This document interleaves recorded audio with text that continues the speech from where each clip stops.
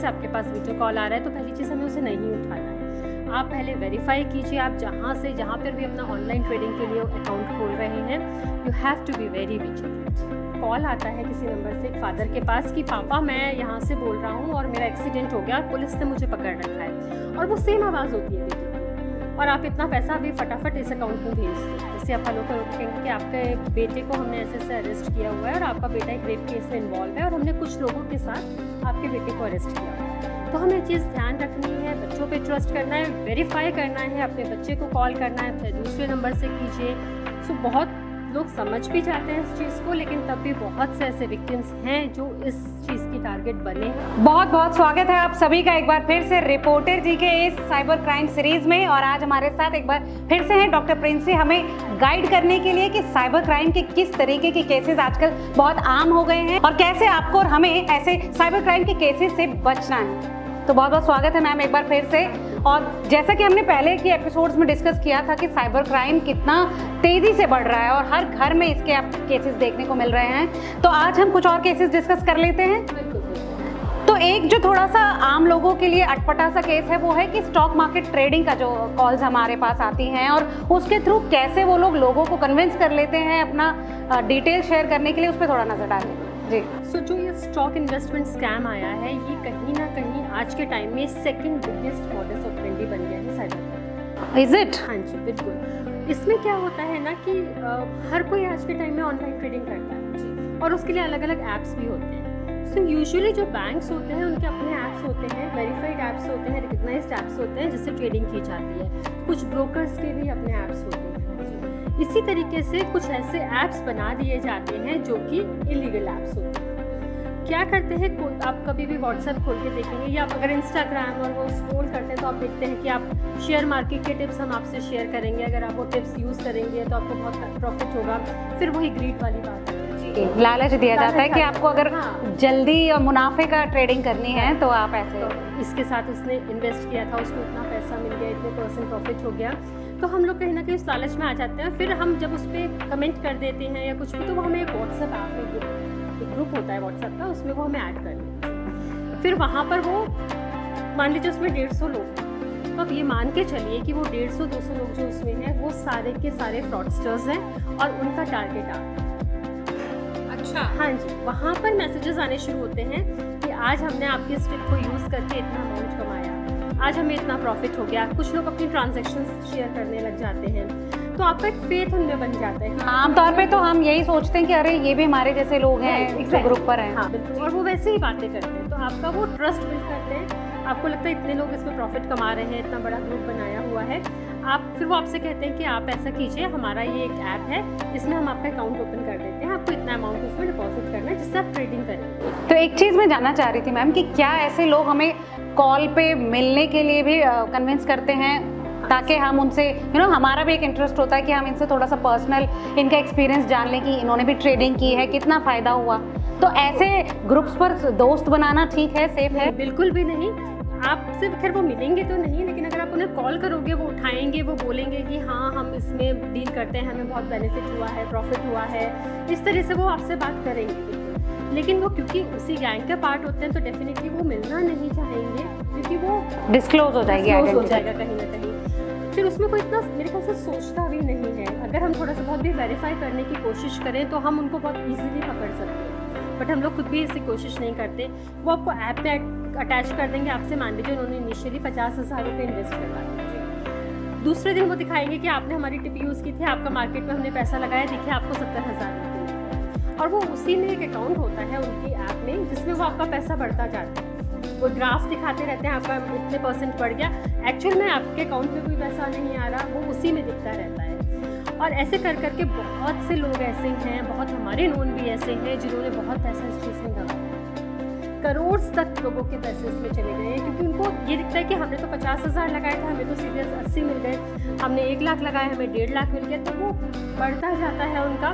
और वो इस तरह की सिचुएशंस क्रिएट करते हैं कि आप शेयर मार्केट में इन्वेस्ट उनके थ्रू करने लग जाते हैं, और जिस मोमेंट आप उनसे अपना पैसा मांगोगे या तो वो बिल्कुल ही गायब हो जाएंगे या फिर वो आपसे कहेंगे अभी हम ऐसे निकाल के नहीं दे सकते हैं, आपको 30% ये चीज़ देनी है, आपको 20% GST देना है, आपको क्लियरेंस का अमाउंट देना है। वो आपसे और पैसा लेंगे और इवेंचुअली आप देखेंगे तो वो सब कुछ वहाँ से गायब हो चुका होगा, वो व्हाट्सएप ग्रुप भी नहीं होगा, सब कुछ नहीं होगा। ऐसे स्कैम्स बहुत ज़्यादा आ रहे हैं। सो बी वेरी विजिलेंट। आप पहले वेरीफाई कीजिए, आप जहाँ पर भी अपना ऑनलाइन ट्रेडिंग के लिए अकाउंट खोल रहे हैं, you have to be very vigilant.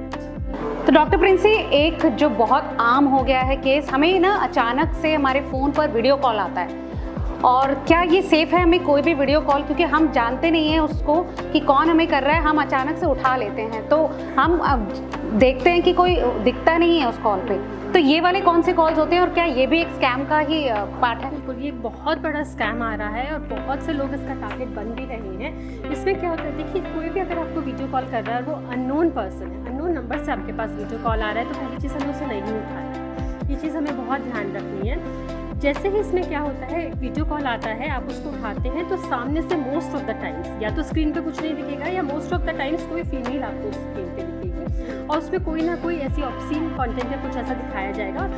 By the time आप उसको समझ के बंद करना चाहेंगे, वो कहीं ना कहीं से आपका स्क्रीनशॉट ले लेते हैं या फोटोज मॉफ कर लेते हैं, और उसके बाद लोगों के पास कॉल्स आते हैं कि हम आपका ऐसे हमने वीडियो बनाया हुआ है, आप हमारे पास आपका ऐसे वीडियो है, और हम इसको आपके नोन पर्सन में, वो आपको कॉन्टैक्ट्स भी बता देंगे कि किन किन में हम वहाँ पर शेयर कर देंगे, नहीं तो आप हमें इतना अमाउंट दो, हम इसको यूट्यूब पे डाल देंगे, हम इसको वायरल कर देंगे। सो इस तरह का स्कैम बहुत ज़्यादा चल रहा है। बहुत से नाम है इस स्कैम के, video call, fake video call scam है, एक्सटॉर्शन इसका नाम है। बहुत विजिलेंट रहने की ज़रूरत है। बहुत से सीनियर सिटीजन्स इस ट्रैप में फंसे हुए हैं, और क्योंकि वो एक कहीं ना कहीं शर्म के मारे किसी को बता भी नहीं पाते, तो ये समझना बहुत ज़रूरी है, इसमें गलती आपकी नहीं है, आपने कुछ भी इलीगल नहीं किया है, सामने से इलीगल एक्टिविटी हुई है तो उसको रिपोर्ट करना बहुत ज़रूरी है। एक और डॉक्टर प्रिंसी, मैं जानना चाह रही थी कि क्योंकि आजकल हम लोग अपने फ़ोटोज़ को बहुत दिखा रहे हैं, होता है ना, फ्लॉन्ट कर रहे हैं हर जगह, चाहे वो इंस्टाग्राम है या फेसबुक है, बाकी भी प्लेटफॉर्म्स हैं, तो कितना सेफ़ है क्या अगर ऐसे में आपके किसी तस्वीर की गलत यूज़ हो जाता है या मिसयूज़ का कोई केस आपके साथ हुआ है, तो वो भी क्या साइबर क्राइम के अंडर ही आएगा? हाँ जी, बिल्कुल, ऐसे कोई भी केसेस होते हैं वो साइबर क्राइम के अंदर ही आते हैं। हमें कुछ चीज़ों का ध्यान रखना बहुत ज़रूरी है जब भी हम सोशल मीडिया को यूज़ करते हैं। सोशल मीडिया की सेटिंग्स में जो प्राइवेसी सेटिंग्स होती है वो सिर्फ फ्रेंड्स होनी चाहिए। अगर हम कुछ शेयर भी कर रहे हैं अपनी हमारी पूरी फैमिली उनके पास होती है, हम कहीं भी जाते हैं, हम चेक इन करते हैं, हर एक के पास हमारी सारी इन्फॉर्मेशन पहुंच जाती है। इसी तरीके से अगर हमारा व्हाट्सएप भी होता है, व्हाट्सएप में हम फोटोज़ लगाते हैं, स्टेटस लगाते हैं या डीपी लगाते हैं, तो वो सारी चीज़ें हमारी माई कॉन्टैक्ट्स होती हैं, वो एवरीवन, वो पब्लिक नहीं होनी चाहिए। अदरवाइज़ बहुत से ऐसे डीप फेक की केसेस आ रहे हैं जहाँ पर वो आपकी फ़ोटो को लेकर किसी भी वीडियो में, किसी भी फ़ोटो में लगा देंगे और वो कुछ इस तरह का कंटेंट शो करेंगे। इनफैक्ट आवाज़ को भी मॉफ कर दिया जाता है, सेम आवाज़ आएगी। ऐसा बहुत कुछ केसेस में हुआ है जहाँ से एक कॉल आता है किसी नंबर से एक फादर के पास कि पापा मैं यहाँ से बोल रहा हूँ और मेरा एक्सीडेंट हो गया और पुलिस ने मुझे पकड़ रखा है, और वो सेम आवाज़ होती है, और आप इतना पैसा अभी फटाफट इस अकाउंट में भेज दो। तो इस तरीके से भी लोगों के साथ फ्रॉड किया जा रहा है, जो कि बहुत आसानी से उसमें आप आ भी सकते हैं। बहुत आसानी से लोग फंस रहे हैं। एक्चुअल में ऐसा बहुत हो रहा है। फिर आपके वीडियोस को इस तरीके से मॉफ करके बना दिया जाता है, फिर आपको एक तरह से ब्लैकमेल किया जाता है कि हम आपके वीडियोस को वायरल कर देंगे, और वो कुछ ऐसे स्क्रीनशॉट्स भी भेज देते हैं कि हमने आपके वीडियोस वायरल कर दिए हैं। तो इस तरीके से भी लोगों को फंसाया जाता है। इसलिए बहुत ज़रूरी है जब भी हम सोशल मीडिया पे कुछ भी अपलोड करें तो हम बहुत केयरफुल रहें। तो इसके लिए आपने जो सेटिंग्स बताई, प्राइवेसी सेटिंग्स को फ्रेंड्स ओनली कर दें, और बाकी जानकारी के लिए आप किसी को होता है ना, कंसल्ट भी कर सकते हैं अगर आपको खुद को नहीं आ रही है ये सेटिंग्स करनी तो। बिल्कुल, क्योंकि हमने देखा था कि बहुत सेलिब्रिटीज़ के साथ भी डीप फेक के मामले हुए थे। जब इतने बड़े सेलिब्रिटीज़ के साथ, स्टार्स के साथ हो सकता है तो किसी के साथ भी हो सकता है, और ये हो रहा है, बहुत हो रहा है। तो जब हम फ्रॉड्स की बात करते हैं डॉक्टर प्रिंसी, तो आजकल शादी के नाम पर बहुत होके चल रहे हैं। तो साइबर क्राइम की बात करें तो मैट्रिमोनियल केसेस किस तरह से हमें झांसे में लाकर धोखा दे रहे हैं, उस पर कुछ बताइए। देखिए, मैट्रिमोनियल जो फ्रॉड्स है वो पहले से चले आ रहे हैं। एक नया ट्रेंड इनमें आ गया है। वो ट्रेंड क्या है कि आप कभी भी मैट्रिमोनियल वेबसाइट पे जाते हैं, वहाँ पर आप किसी से भी कांटेक्ट करते हैं। एक केस आया था, मैं उसके थ्रू अगर बताऊँगी तो ज़्यादा ईजिली समझ पाएंगे। देयर वाज अ गर्ल जिसने मैट्रिमोनियल साइट पे जाकर अपने आप को रजिस्टर करा था। है, बड़ी रिनोन साइट थी, काफ़ी फेमस साइट है।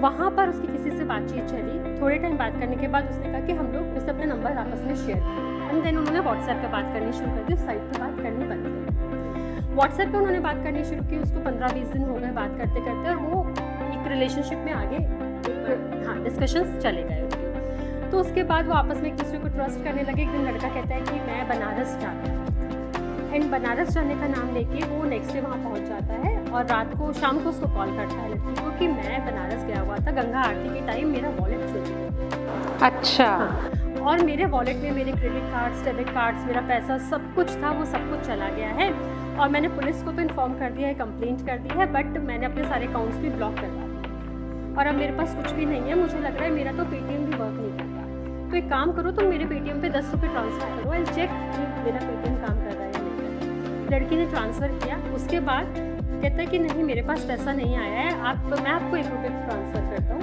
देखो आपके पास आता है या नहीं। वो उसको 1 रुपये ट्रांसफ़र करता है। उसी ड्यूरेशन में वो जो भी अपना टेक्नोलॉजिकल नो हाउ लगाते हैं, आधे घंटे के अंदर अंदर उस लड़की को शायद जोमेटो या कहीं कोई पेमेंट करनी थी, तो जब उसने अकाउंट में देखा पेमेंट किया ऑनलाइन तो उसमें इनसफिशिएंट था। Oh my God.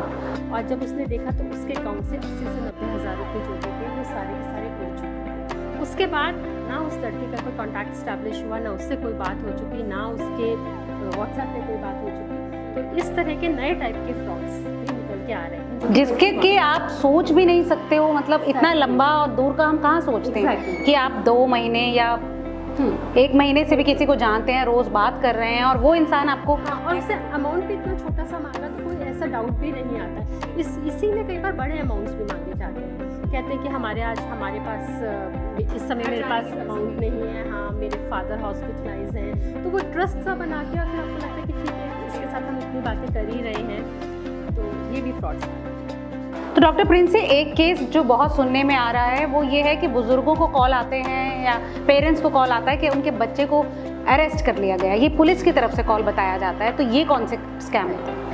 सो ऐसा एक कॉल मेरे पास भी आया है, तो मैं इसको ज़्यादा बेटर आई थिंक एक्सप्लेन कर पाऊँगी। इस केस में क्या होता है, आपको व्हाट्सएप कॉल आएगा एंड जिस नंबर से कॉल आएगा वहाँ पर पुलिस की डीपी उन्होंने लगाई हुई होगी, जो बड़े एकदम से तंदुरुस्त पुलिस ऑफिसर जो प्रॉपर एक रौबदार होते हैं, और पीछे का बैकग्राउंड भी वही होगा और आवाज़ भी वैसी होगी। आप उठाओगे, आप बोलोगे कि जैसे आप हेलो करोगे, कहेंगे कि आपके बेटे को हमने ऐसे अरेस्ट किया हुआ है और आपका बेटा एक रेप केस में इन्वॉल्व है और हमने कुछ लोगों के साथ आपके बेटे को अरेस्ट किया हुआ है। तो डेफिनेटली हम पैनिक कर जाते हैं। हर किसी को एकदम से ध्यान भी नहीं आता कि हम अपने पहले बच्चे से कंफर्म करें, और वो आपको फ़ोन रखने भी नहीं देंगे। अगर आप बोलोगे नहीं मैं एक बार अपने बेटे से बात करता हूँ, तो कहते हैं ठीक है, फिर उसके बाद हमारी कोई जिम्मेदारी नहीं है, हम आपसे कोई बात नहीं करेंगे। फिर वो आपको बताते हैं कि ये भी हमारे स्टेशन में आया हुआ है, इसके साथ इतने लड़के भी और हैं और इसके ये रिपरकशंस हैं, और उसके बाद वो आपसे कहेंगे कि अभी तक हमने FIR इस पर लॉन्च नहीं की है, और अगर आप अपने बच्चे को बचाना चाहते हो तो ये अकाउंट नंबर हम आपको दे रहे हैं, इस पर आप इतनी पेमेंट कर सकते हैं। ऐसे फ्रॉड्स हो रहे हैं और लोग इस झांसे में फंस भी रहे हैं और वो एक्चुअल में ऐसी पेमेंट्स कर भी रहे हैं। सो ये एक बहुत बड़ी प्रॉब्लम आ रही है। कभी वो रेप का आरोप लगा देते हैं, कभी ड्रग्स का आरोप लगा देते हैं और इस तरीके से उनको कॉल। तो ऐसे केसेस में पेरेंट्स क्या कर सकते हैं? सबसे अहम तो ये हो जाता है जानना। सबसे पहले तो हम डरेंगे नहीं, हम पैनिक नहीं करेंगे, हमें अपने बच्चों पे ट्रस्ट होना चाहिए। और अगर कभी भी आपके पास कोई ऐसा कॉल आएगा, कभी भी पुलिस आपको पेमेंट करने के लिए नहीं कहेगी, आपको कोई UPI पे ट्रांसफ़र अमाउंट करने के लिए नहीं कहेगी कि हम FIR नहीं कर रहे। कोई ऐसा केस है जहाँ पे रंगे हाथ पकड़ा गया है, वहाँ पे FIR तो होगी ही। तो हमें चीज़ ध्यान रखनी है, बच्चों पे ट्रस्ट करना है, वेरीफाई करना है, अपने बच्चे को कॉल करना है, फिर दूसरे नंबर से कीजिए। या कि अगर आप वैसे तो आपको फ़ोन काट ही देना चाहिए, उसको रिपोर्ट करना चाहिए, ब्लॉक करना चाहिए। इनके सब ज़्यादा डर भी गए हैं तो बिना वेरीफाई किए आप कोई भी स्टेप नहीं लेंगे। और मान के चलिए कोई ऐसा कॉल आपके पास आ रहा है, 101% वो फ्रॉड कॉल। तो मतलब वही है कि हमें थोड़ा सा शांत मन से पैनिक नहीं करना। तो ऐसे ही अगर हम देखते हैं तो हमें दुनिया भर के कॉल्स एक दिन में आते हैं मैम। तो ऐसा ही एक कॉल है जो इलेक्ट्रिसिटी बिल के लिए आता है ना? तो इस तरह के भी कॉल्स हमें स्कैम के लिए आते हैं, तो आप बताइए कि हम कैसे डिफरेंशिएट करें? सो इलेक्ट्रिसिटी बिल के केस में मोस्टली एक मैसेज आता है और वो मैसेज आता है कि आपका 50,000 अमाउंट का इलेक्ट्रिसिटी बिल जो है आपने डिपॉजिट नहीं कराया है, पेंडिंग है, और अगर आपने 2 घंटे के अंदर 1 घंटे के अंदर इस लिंक पर क्लिक करके अमाउंट डिपॉजिट नहीं कराया तो आपकी इलेक्ट्रिसिटी कट कर दी जाएगी। अच्छा, और हम क्या करते हैं, हम डेफिनेटली उस लिंक पे क्लिक करते हैं।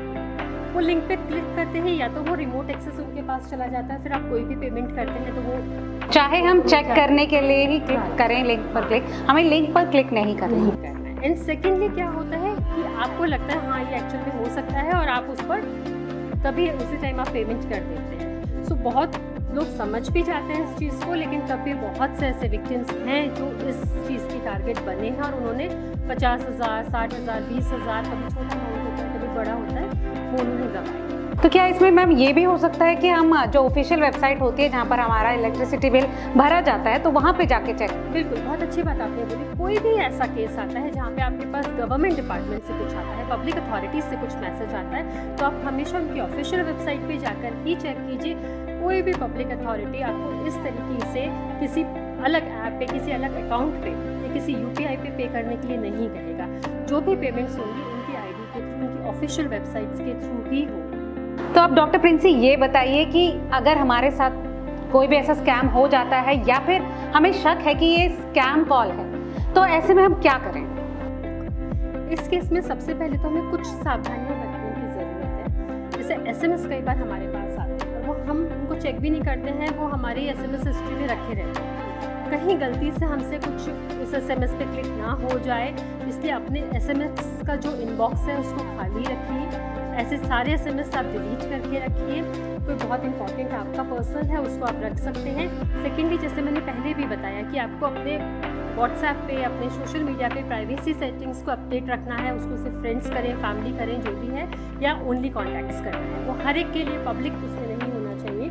फेसबुक में जैसे प्रोफाइल लॉक करने का ऑप्शन आता है, उसको हमें लॉक करना है। अपनी बैंक की डिटेल्स आप किसी से भी शेयर नहीं करेंगे ओवर द फ़ोन कॉल पे। आप किसी से भी अपनी बैंक डिटेल्स शेयर नहीं करेंगे। कोई भी बैंक आपकी डिटेल्स फ़ोन पे नहीं मांगता है। आप बैंक की ऑफिशियल वेबसाइट पे विजिट करिए या फिर आप बैंक को पर्सनली विजिट करिए और वहीं पर जाके आप इस चीज़ को क्लियर कीजिए। कोई भी आपके क्रेडिट कार्ड की अगर लिमिट एक्सटेंड करनी है, कुछ करनी है, वो आपकी बैंक की डिटेल्स नहीं मांगेंगे, आपके कार्ड्स की डिटेल्स नहीं मांगेंगे। ये सारी चीज़ें हैं जिन्हें हमें ध्यान रखना है। इसके अलावा पहले भी हमने डिस्कस किया है कि जैसे कोई ब्लू लिंक आता है कि हम आपको नौकरी दे रहे हैं या आपको इतना पैसा मिल जाएगा या आप इसको इतने लोगों में फॉरवर्ड कीजिए, तो आपको वो बिल्कुल भी क्लिक नहीं करना है। ध्यान रखना है, ये भी एक स्कैम हो सकता है। OTP किसी के साथ शेयर नहीं करना है। ये सारी चीज़ें ध्यान रखिए। और अगर किसी के साथ कुछ ऐसा फ्रॉड हो जाता है तो उसी मोमेंट आपको उसे रिपोर्ट करना है। और रिपोर्टिंग का नंबर हमने ऑलरेडी बताया भी है, 1930। ये नंबर हर एक के मोबाइल में होना चाहिए। साइबर क्राइम रिपोर्टिंग की हेल्पलाइन है, जहाँ पर आप अपने साथ हुए किसी भी फ्रॉड को जितनी जल्दी रिपोर्ट करेंगे उतनी ही जल्दी आप रिकवरी पा सकते हैं। तो बहुत बहुत शुक्रिया डॉक्टर प्रिंसी, इतनी सारी काम की बातें हमारे साथ साझा करने के लिए। और उम्मीद करते हैं कि हमारे व्यूअर्स, हमारे दर्शक वाकई में इन टिप्स का और इन केसेस का फ़ायदा उठाएंगे और अपने ज़िंदगी में इन तरह के स्कैम से बचेंगे। और जैसा कि आप अपने फाउंडेशन में भी आप लोगों को अवेयर करने का काम कर रहे हैं, तो कुछ SMM फाउंडेशन के बारे में बताइए जो गुरुग्राम पुलिस के साथ लोगों को और अलग अलग संस्थाओं को अवेयर करने का काम कर रही है। जो हमारी फाउंडेशन है, हमारा मेन मोटिव, हमारा मेन ऑब्जेक्टिव वो लीगल अवेयरनेस जनरेट करना है। देखिए, लॉ में एक सेइंग है, ignorance of law is no excuse. इसका मतलब कि अगर आपको लॉ के बारे में नहीं पता है तो आप कोर्ट में जाके ये नहीं कह सकते कि मेरे से गलती इसलिए हो गई क्योंकि मुझे लॉ नहीं पता है। वो ये प्रिज्यूम करके चलते हैं कि देश के हर एक नागरिक को लॉ पता होना चाहिए। बट अगर आप वास्तविकता देखते हैं तो बहुत से लोगों को, इनफैक्ट मेजॉरिटी लोगों को लॉज के बारे में नहीं पता है।